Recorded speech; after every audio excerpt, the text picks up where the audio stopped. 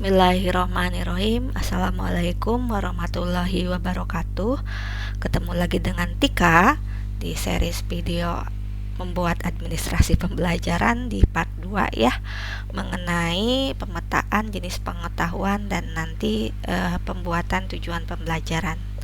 Setelah sebelumnya saya membahas tentang pengetahuan ruang lingkup materi, selanjutnya aktivitas yang suka saya lakukan secara pribadi adalah memetakan jenis pengetahuan. Nah, memetakannya menjadi apa aja?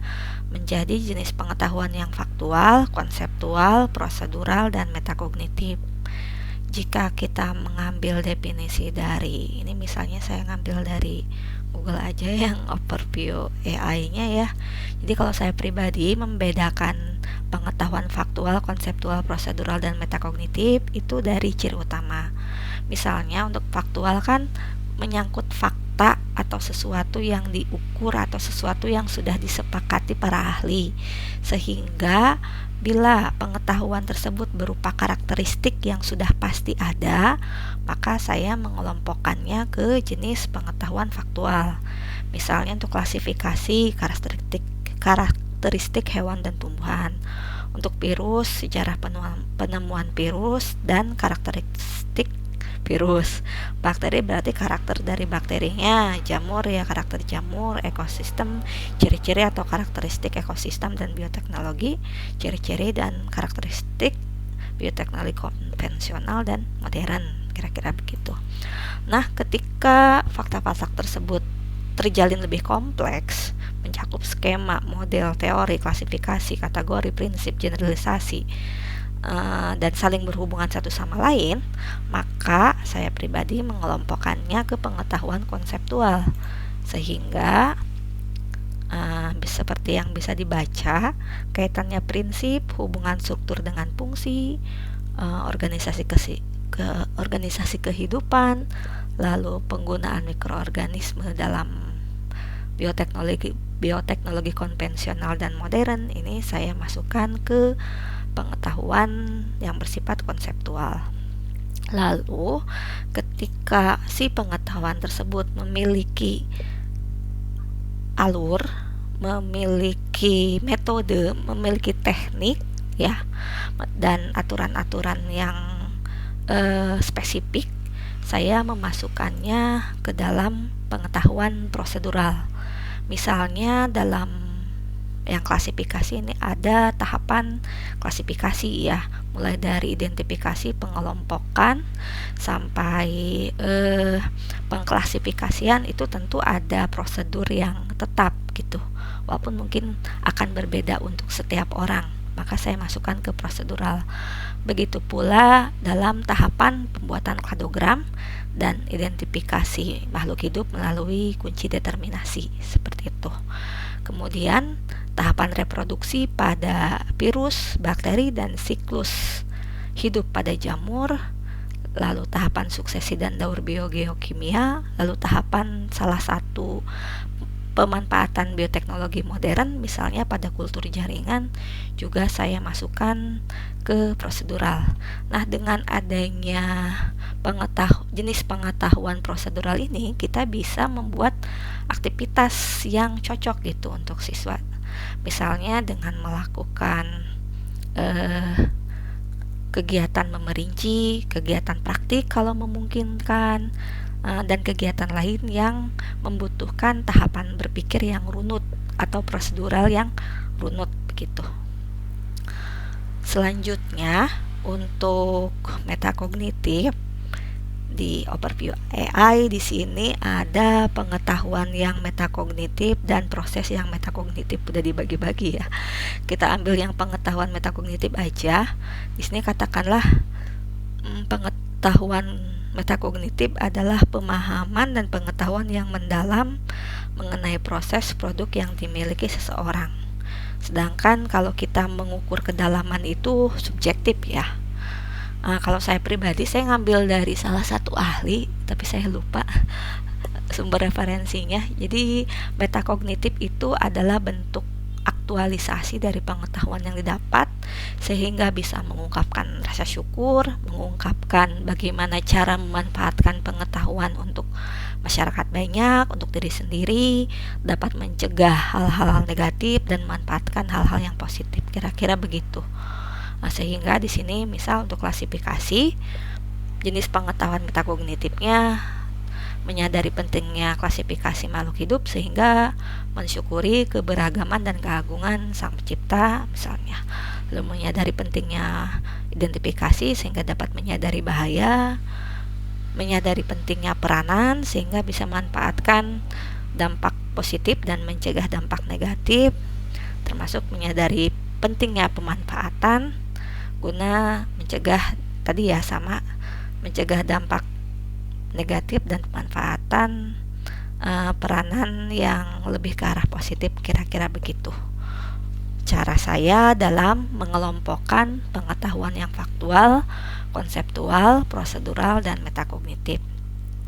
Selain mendukung aktivitas pembelajaran yang sesuai untuk masing-masing jenis pengetahuan, sebetulnya jenis pengetahuan seperti ini juga akan lebih membantu kita untuk membuat indikator soal. Misal kita tidak mungkin menggunakan KKO analisis untuk pengetahuan yang sifatnya faktual gitu. Pasti antara konseptual dan prosedural. Atau misalnya kita tidak mungkin menggunakan identifikasi pada pengetahuan yang sifatnya prosedural gitu. Gak cocok antara stimulan dengan aktivitas KKO-nya. Kira-kira begitu alasan saya mengapa setelah pemetaan ruang lingkup materi langsung melakukan pemetaan jenis pengetahuan. Nah, tahap berikutnya adalah membuat tujuan pembelajaran yang lalu dibuatkan sebagai alur karena jatah lagi kuota jumlah jam pelajaran untuk IPA selama per tahun itu 216 dan untuk elemen pemahaman biologinya sendiri itu 72. Jadi saya pribadi membuat TP itu biasanya untuk satu materi pokok atau itu hanya ada 4 sub TP ya. Misalnya ini TP itu kan kalau kita melihat di kurikulum Merdeka dan bandingkan ke KTSP mirip dengan SKKD ya. Jadi kita tidak bisa menyamakan tujuan pembelajaran yang modelnya ABCD gitu atau BCDA di KTSP atau kurikulum yang sebelumnya, kurikulum 2006 dengan tujuan pembelajaran di kurikulum Merdeka. Kita harus memahami TP di sini namanya tuh derajatnya mirip dengan SKKD. Sehingga di sini saya merumuskan narasinya itu ada 2 kata kerja. Misalnya peserta didik yang semester 1 dulu deh. Nah, ini peserta didik memahami proses klasifikasi makhluk hidup dengan mengomunikasikan laporan hasil determinasi tumbuhan dan hewan menggunakan aplikasi teknologi yang tersedia. Ini kenapa ada 2? Karena kan kita tetap ada keterampilan proses ya selain pemahaman IPA. Nah, saya kira yang lebih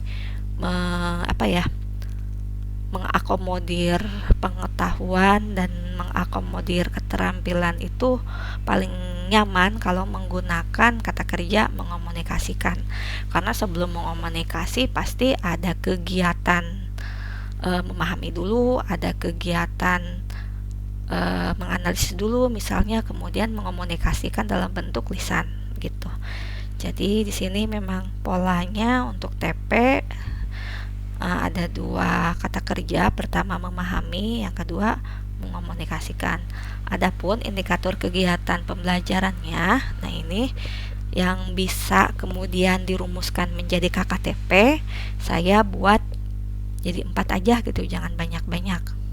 Misalnya di sini cara pengelompokannya, lalu cara pengklasifikasian, cara membuat kunci determinasi, dan cara membuat kladogram gitu. Untuk TP terkait virus sama ya, memahami peranan virus dengan mengomunikasikan laporan hasil identifikasinya. Jadi ada 2 KKO. Lalu untuk indikatornya sama, saya bagi 4. Pertama terkait memahami karakteristik virus, lalu ini menyajikan tentang analis bentuk dan klasifikasi virus, lalu menyajikan laporan tertulis terkait mengatasi penyakit dan cara pencegahannya. Lalu terakhir ini membuat kampanye berupa poster begitu. Nah, untuk bakteri kurang lebih sama polanya seperti tadi. Untuk jamur juga sama polanya, ekosistem sama, dan bioteknologi juga sama, sehingga di sini saya membuat TP-nya hanya ada 6. Di sini 10.1, 10.2, 10.3 untuk semester 1, dan untuk semester 2 10.4, 10.5, terakhir 10.6 gitu. Untuk format ATP ini saya adopsi dan modifikasi dari salah satu guru guru biologi di SMA 1 Lembang kalau nggak salah. Mohon izin ya Pak, saya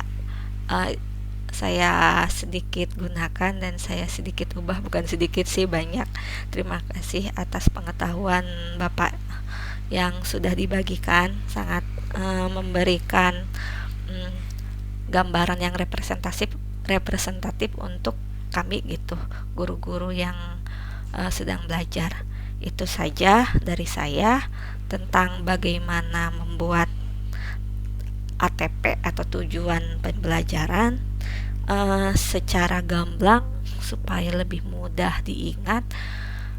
Tujuan pembelajaran pada kurikulum Merdeka itu sifatnya atau derajatnya lebih mirip dengan SKKD dibandingkan tujuan pembelajaran pada KTSP gitu. Yang KTSP kan jelas ya, misalnya polanya harus ABCD atau BCDA dengan hanya menggunakan 1 KKO. Tapi di sini karena sifatnya seperti SKKD ya, jadi KKO-nya ya bisa menggunakan 1 untuk pemahaman, 1 lagi untuk proses misalnya begitu. Kita sebagai guru sebetulnya lebih merdeka dalam menentukan keluasan dan kedalaman ilmu serta kekompleksitasan aktivitas belajar ataupun aktivitas berpikir siswa. Namun ya sekali lagi kadang memang kita perlu standar antara satu guru dengan yang lainnya supaya kita tidak underestimate kemampuan siswa ataupun tidak terlalu expect terlalu tinggi kemampuan siswa seperti apa. Terima kasih, hatur nuhun, mohon maaf atas segala kekurangan. Mudah-mudahan membantu. Wassalamualaikum warahmatullahi wabarakatuh.